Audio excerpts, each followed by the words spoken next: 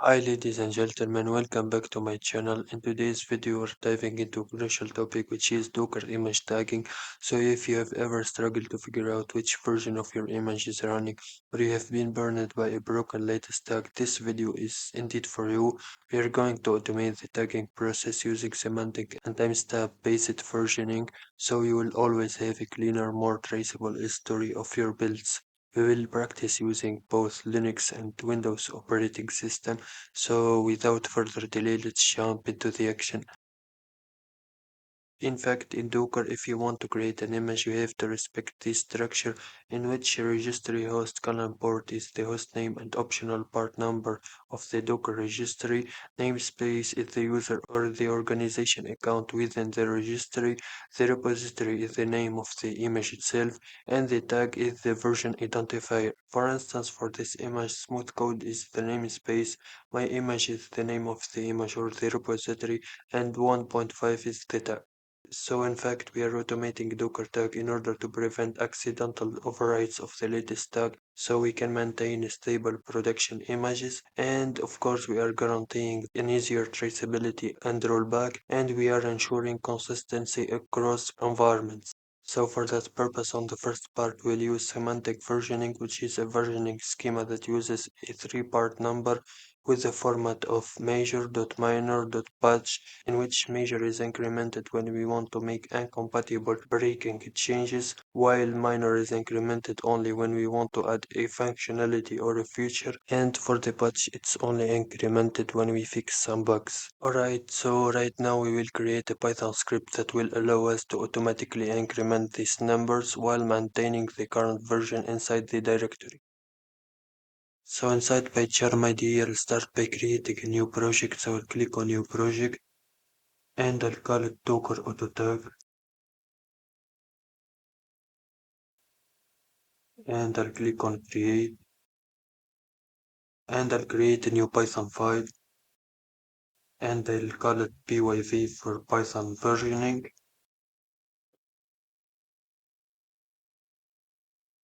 And in fact we want our version to be stored in a JSON file. So for that purpose I'll import JSON, and I'll also import system in order to access command line arguments. So I'll type import sys, and I'll also import OS for operating system interface functions like file path. So basically our default version is gonna be equal to 1.0.0. So for that purpose I'll create a new object and I'll call it default version, which is gonna be equal to a dictionary or a hash map in which major is gonna be equal to 1, minor is gonna be equal to 0, and patch is gonna be equal to 0. So I'll press tab. Alright. And in order to showcase one of them, all we have to do is to type default version square brackets and the number. So if we want to showcase the number, all I have to do is to type print default version and then major. And it's basically the same for the rest. So we'll type print default version minor and then print default version patch. So basically right now I'll run the Python file in order to showcase these numbers.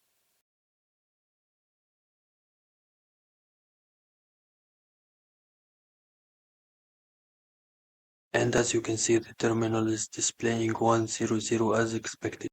So right now I'll back to coding and I'll basically delete all the printing lines. And I'll start by defining our version file. So I'll type version file, which is gonna be equal to docker underscore version.json. Alright, I'll start by defining a function to get a version. So I'll type def get version.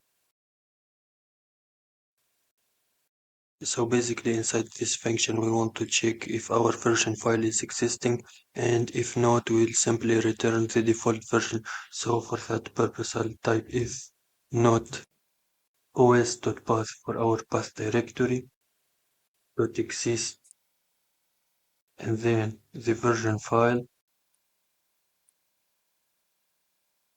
So simply I'll type return default version. Otherwise, if it is existing, we'll simply read and parse the JSON file. So I'll type with open version file, comma, then quotation R for read, and then as F for file, we'll simply return JSON.load file, so we'll press tab. Alright, so next we need a function in order to overwrite our new version inside the version file. So for that reason, I'll type def save version, and for the argument, I'll need a version, then colon, and I'll simply type with open and then our version file. Alright, and for the second argument, it's gonna be equal to W for overwriting. So we are overwriting the existing JSON file, and then as if for file colon, and then I'll simply type JSON.dump, and inside it I'll simply type version, and then comma, if for our file, and then we'll make extra space, so we'll type edent equal to. Alright, so next we want to format our version. For instance, if our minor and patch are both equal to 0, we want to only return the major. Else, if only the patch is equal to 0, we will return major.minor. Otherwise, we will return major.minor.patch. So we'll start by typing def format version, and for the argument, we will accept the version. So we'll press tab, and then I'll get the major. So we'll type major, which gonna be equal to version of major, and basically the same for the others. And I'll type if patch equal to 0 colon, and then if minor equal to 0 colon, which means patch and minor are both equal to 0, then we'll simply return if for formatted string, then quotation mark, and simply major. Alright, else, so if our minor is not equal to 0, we'll simply return if quotation mark, then major, then dot, and minor. And if our patch is different from 0, so we'll type else. I'll simply return if for formatted string, then quotation mark, major, dot, minor, dot, patch. Alright, so next we'll create a function to showcase the version. So I'll type def show version with no argument, and I'll simply type v equal get version. Alright, and then I'll simply return it in a formatted way. So I'll type return format version of v. Alright, and next I'll create a function in order to update the version whenever we increment the number. So I'll type update version, and for the argument it will be version. Alright, and I'll simply type save version, and when it's saved I'll simply return it in a formatted way, so I'll type return format version of our version.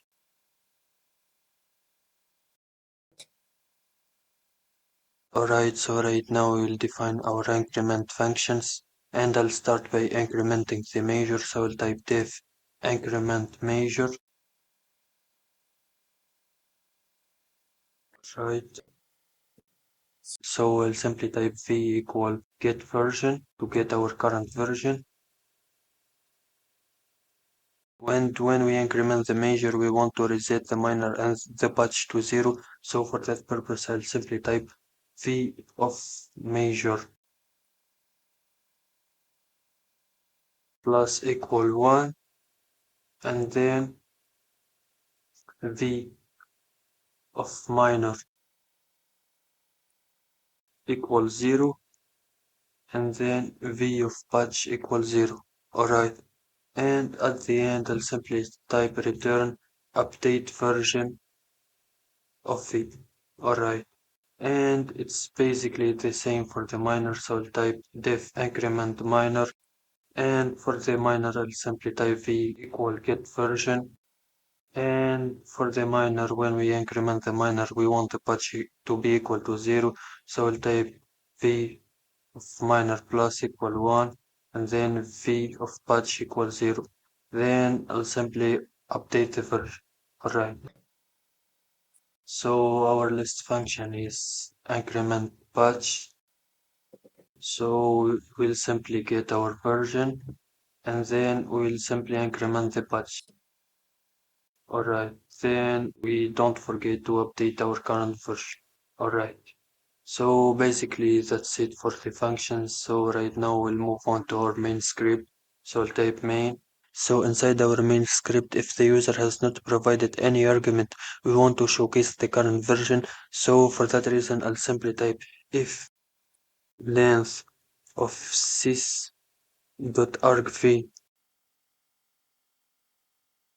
equal to 1 colon, I'll simply print show version, and I'll simply exit from the system. So I'll type sys.exit 0. And in case the user has provided more than 2 arguments, we want to exit with an error code. So for that reason, I'll simply type if length of sys.argv bigger than 2, and I'll simply type the usage. So I'll type print usage, and then pyv, and then for the arguments, they're gonna be equal to major, minor, patch, and also show in order to showcase the current version. Alright, so we will exit with an error code. So I'll type sys.exit, and then for the argument 1. Alright, so in case the length of sys.argv is equal to 2, or simply we are having a single argument, we want to get it. So I'll simply type command equal sys.argv of 1, and if command equal major, then we'll simply type print increment major. Otherwise, elif command equal minor, we'll simply print increment minor.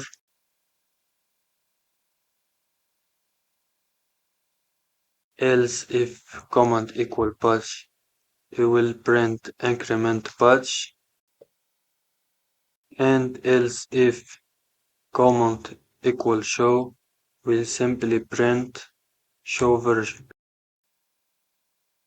Otherwise, else we'll simply print invalid command point use major minor patch show as arguments. And we will simply exit with an error code. So I'll type sys.exit with an argument equal to 1. Alright, so basically that's it for our code. And right now we'll try to test it. So I'll exit the presentation mode.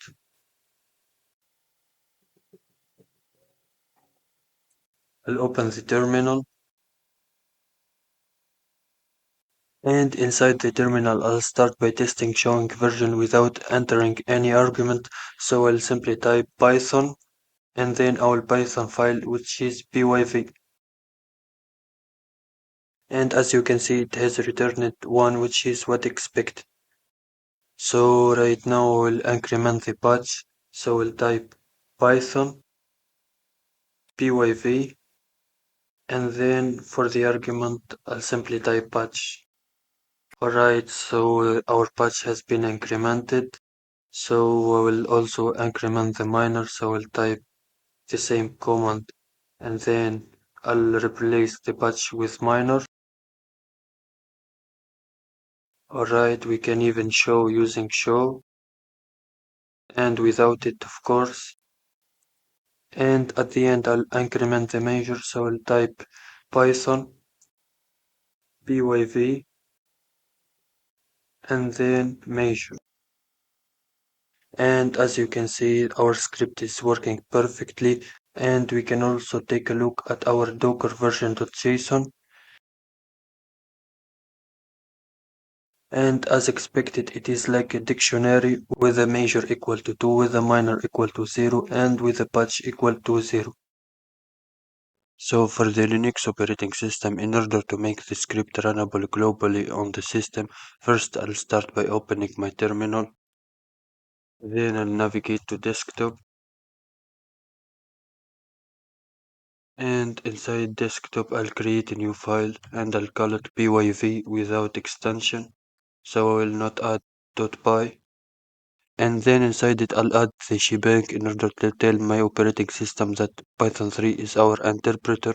So I'll type hash, exclamation mark, then slash user, slash bin, slash env, and then Python 3. Then I'll simply paste my Python script, so I'll press Ctrl Shift V. And after that, I'll save all the changes and exit. We can verify that the script is existing using ls command. So I'll make it executable using chmod +x and then pyv, which is our file. And then all we have to do is to copy our file to /user/local/bin. So for that reason, I'll simply type sudo, then cp for copy, our file which is pyv, and then /user/local/bin. I'll enter my password and I'll verify that the file is existing in the user/local/bin. So I'll type ls/user/local/bin. Alright, so right now I'll try to test my script. So I'll type pyv and I'll press enter. And as you can see, it has returned 1. So I'll try to test it on my home directory. So I'll type cd tilde, then I'll simply type pyv. Alright, the script is working perfectly. So I'll create a new directory. So I'll type make directory docker auto tag. I'll navigate to my new directory.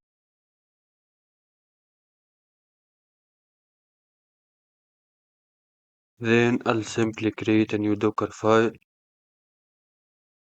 So I'll type from alpine colon 3.21. Then I'll simply echo hello world. So I'll type in quotation mark echo and then hello world.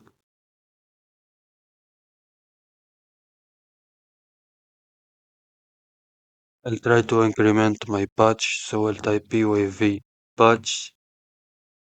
Alright, we can also increment the minor. So I'll type pyv minor.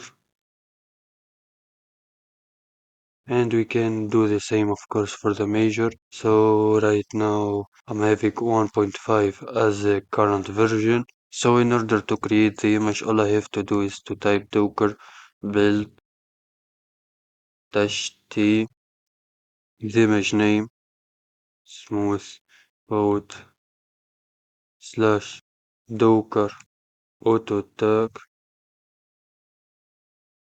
then our current version, which will be dollar parentheses pyv, and then I'll simply close the parentheses, and then I'll close the quotation mark, and I'll add a dot.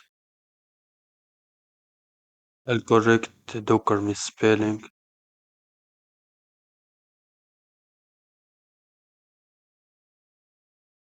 So it should be like this, and I'll press enter.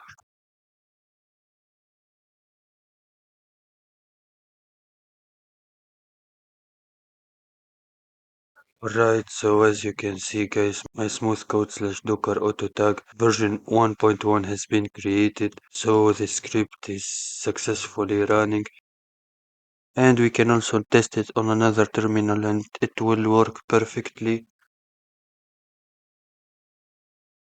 And I'll also type pyv, and it works. So basically that's it for automating semantic versioning, and next we will discuss automating timestamp based versioning. So next we want our Python script to be runnable on any location inside our operating system using PowerShell. So for that purpose I'll create a new batch file. So I'll right click and then a new file, and I'll call it pyv.py.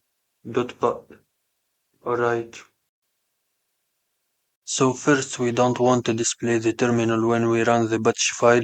So for that reason I'll simply type at echo and then off, and then I'll simply type Python for a Python command, and then quotation mark, and I'll simply insert my current directory. So I'll type percentage till and then dp0, and then our Python file name, which is pyv.py, and then I'll exit from the quotation mark, and I'll simply add percentage and then asterisk for argument. Alright, so after configuring my batch file, all I have to do is to set an alias. So I'll simply type set dash alias with the name pyv, and inside the quotation mark we'll simply need to insert the absolute path of our batch file. So for that reason I'll right click to the pyv.path, and I'll click on copy path reference, and I'll copy the absolute path. Then I'll simply paste it right there, and I'll press enter.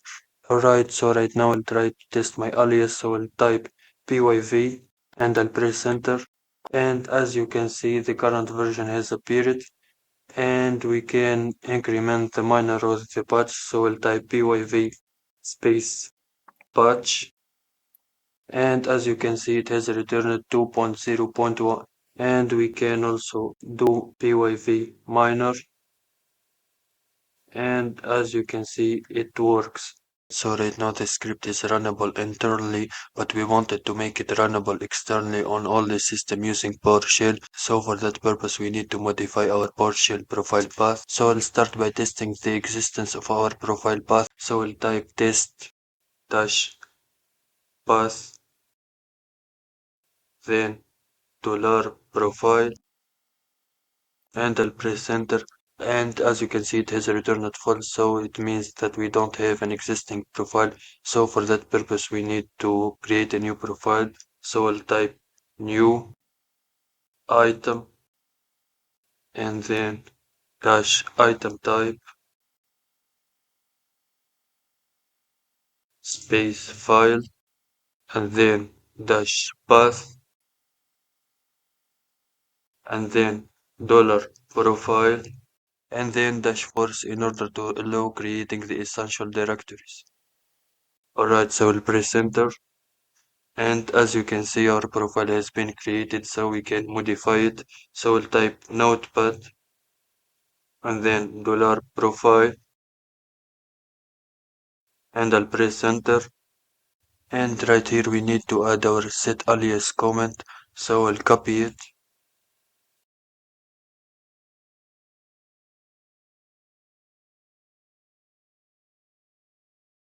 Then I'll paste it right there, and I'll press Ctrl S in order to save, and I'll exit. And in order to execute our profile, all we have to do is to type dot dollar and then profile. Alright. And we have not finished it yet, but we have to check the execution policy. So we'll type get dash execution policy.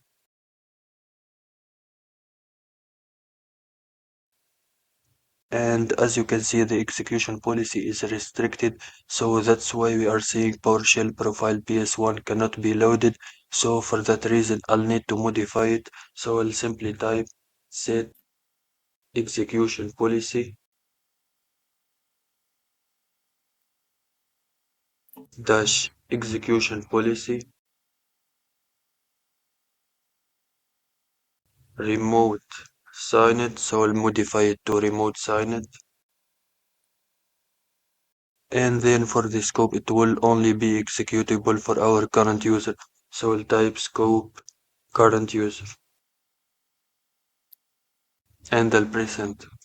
And it looks like that I have made a typo, so I'll correct execution policy.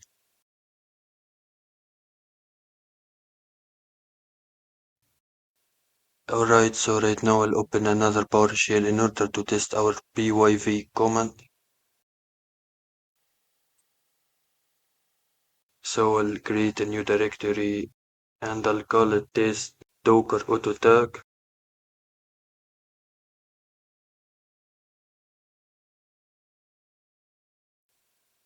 I will navigate to test docker auto tag. Alright, and inside it I'll try to run our command, so I'll type pyv, and as you can see it has returned 1, and we can see that the JSON file will be created. So I need to simply type pyv patch, alright, and execute dir space dot one more time. Alright, so you can see that Docker version.json has been created. So I'll simply run our test Docker auto tag inside Visual Studio Code. Alright, that's much better. And I'll simply try to create a new Docker file. So I'll type Docker file. And inside it, I'll simply type from Alpine colon 3.21, which is a stable version. And then I'll simply output a hello world. So I'll type command, then square bracket echo, and then comma hello world. Alright, then I'll run a new terminal. I'll make it as a PowerShell, so I'll modify this. Alright, so right now we are having a PowerShell terminal, so inside it I'll try to build a new Docker image using pyv command. So I'll simply type Docker and then build -t for name, and for the name it's gonna be equal to smooth code, and then our image name which gonna be equal to Docker auto tag,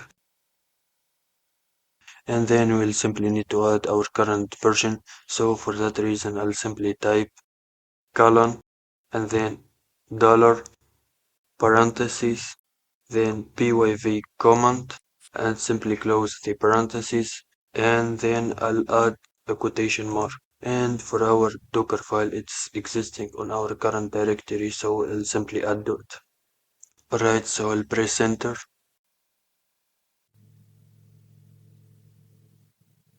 Alright, so our image has been created, so we can see it. So I'll simply type Docker image ls, and as you can see, a smooth code slash Docker auto tag image has been created with a tag 1.0.1, which is exactly the same tag existing right there. Alright, so right now I'll increment the miner and then build a new image. So I'll simply type pyv and then minor. Alright, and all I have to do right now is to rebuild the image, so I'll execute this command again. Alright, so right now we are expecting to also see 1.1 tag, so I'll simply type docker image ls, and as you can see 1.1 image has been built. And we can also use pyv in order to push our current version, so for that reason I'll simply type docker push and then our image name, which is smooth code slash docker auto tag, and then colon dollar parentheses pyv, then I'll close the parentheses and then I'll close the quotation mark and I'll press enter.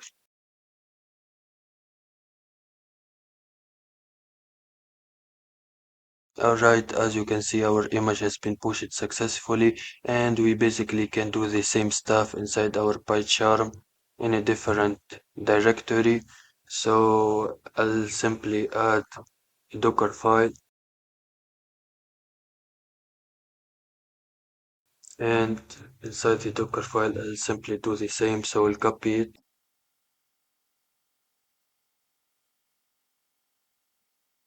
Alright, so I'll increment the patch. So we'll type pyv patch. Alright. I'll increment it again, so we are having 2.1.2. Alright, and all I have to do is to retype the command, so I'll simply type docker build and then the dash t and then smooth code slash docker auto tag, then colon dollar pyv, and then at the end space dot. Alright, our image has been created, we can see that. And basically we are capable to run pyv command on any PowerShell terminal, so we'll retype again pyv and it is runnable. So that's it for our automatic semantic versioning, and next we'll try to automate time-step based versioning. So for Linux, in order to automate date timestamp versioning, I'll open new terminal.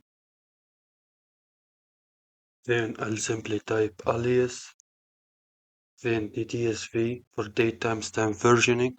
Then I'll type equal, then quotation mark, then date, then space plus, then apostrophe, and I'll start by the year, so I'll type %y in uppercase, then underscore month, then underscore day, %d, then double underscore for extra space, and then hour, %h, underscore, then minutes, percent uppercase M, then at the end seconds, underscore, percent is in a capital letter. Then I'll close the apostrophe and I'll close the quotation mark and I'll simply press enter.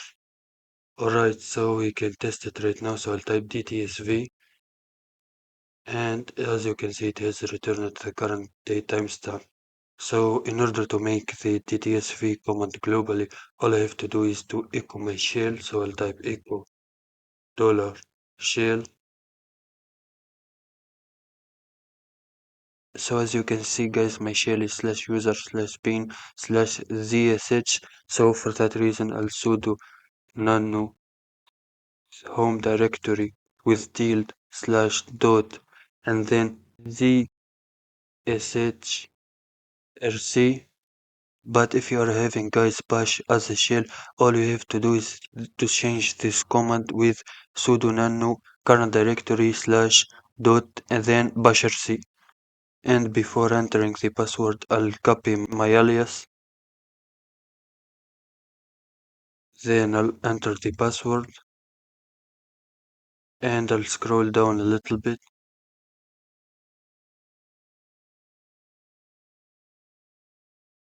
And next to the existing alias, I'll paste my new one, so I'll type Ctrl Shift V, and I'll add some spaces, and then I'll press Ctrl S and Ctrl X to exit.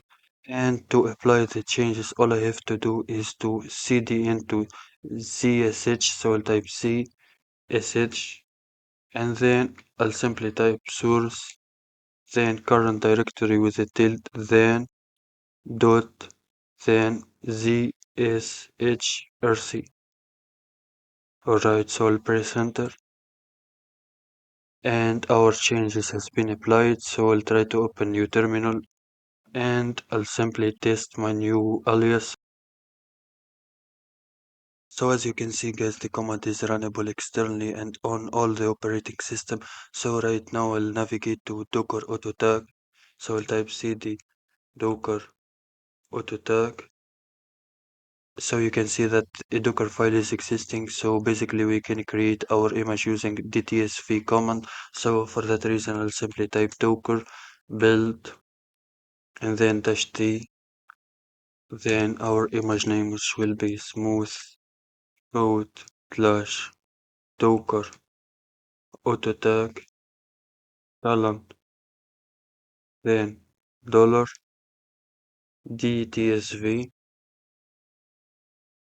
then I'll simply close the parentheses, then I'll close the quotation mark, and I'll add dot at the end. It looks like it is a connection error, so I'll rerun the command again.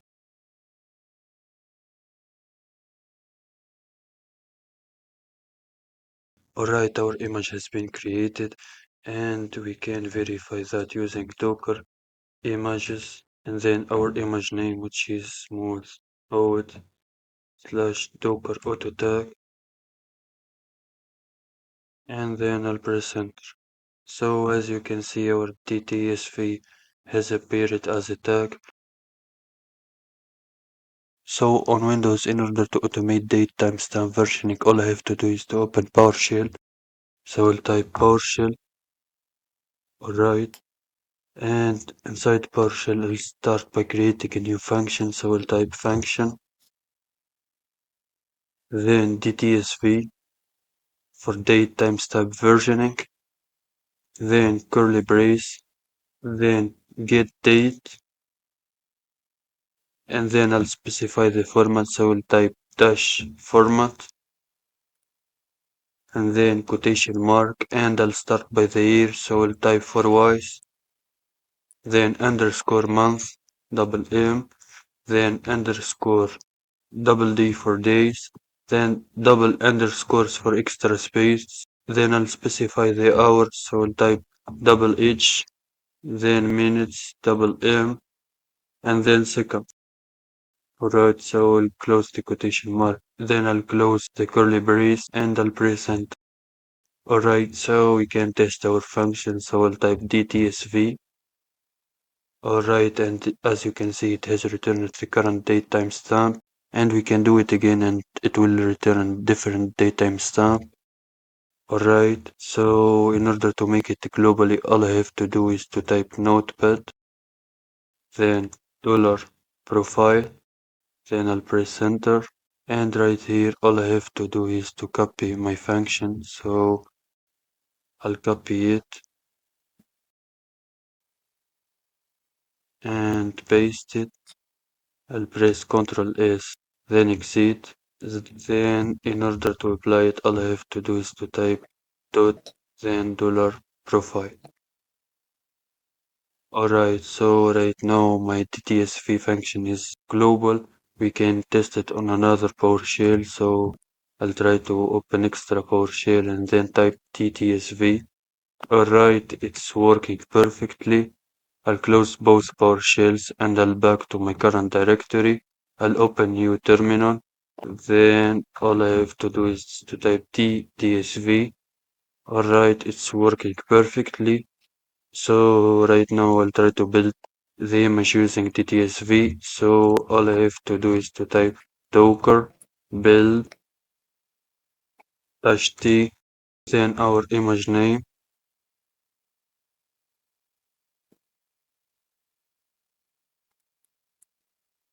then our tag, which gonna be dollar.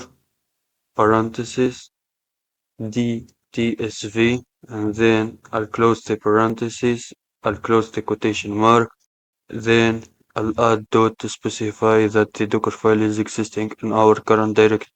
So I'll press enter to run the command.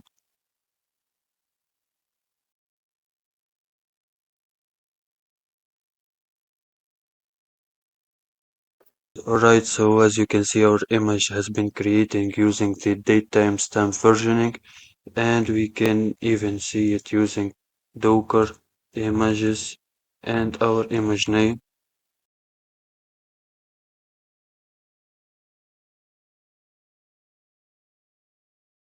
And as you can see, our date timestamp Docker image is existing along with semantic versioning images.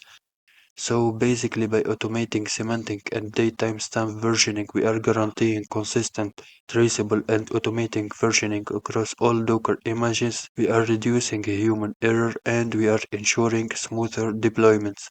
So basically that's it for our current video. So thank you guys for watching, and if you have enjoyed the video, please give it a thumbs up and subscribe to the channel, and see you soon.